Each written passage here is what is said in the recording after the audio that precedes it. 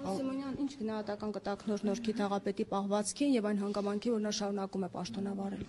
Ես համարում եմ, որ շատ վատ միջադեպ է տեղի ունեցել եւ համարում եմ, որ իհարկե Պաշտոնյան պետք է զսպի իրեն, չնայած ակնհայտ սադրանքներին, ակնհայտ նպատակին այդ սադրանքը իրականացնելու եւ կարծում եմ, որ հարցը գտնվում է Հանրապետություն կուսակցության դաշտում, դա պետք է իրենց որոշումը նաեւ լինի եւ կարծում եմ իրենք արդեն իրենց հայտարարությունը արել են, մնացածը քաղաքապետարանի եւ Հանրապետություն կուսակցության դաշտում է գտնվում, իսկ Սիմոնյանը շարունակի պաշտոնավարել։ Ես չեմ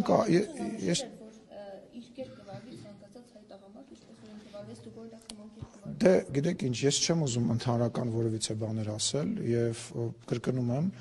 իրոք շատ դժվար է այս իրավիճակում, երբ որ խոսքի ազատությունը հաճախ խառնում են լկտիության, լպիրշության, ամենաթողության հետ, շատ դժվար է ինքնատիրապետության զբաղվել, բայց պետական պաշտոնյան պետք է այդ ինքնատիրապետությունը ունենա, իսկ երբ որ չի լինում, պետք է համարձակություն ունենա ներողություն խնդրելու կամ, չգիտեմ, ինչ-որ ձևով կամ ինչ-որ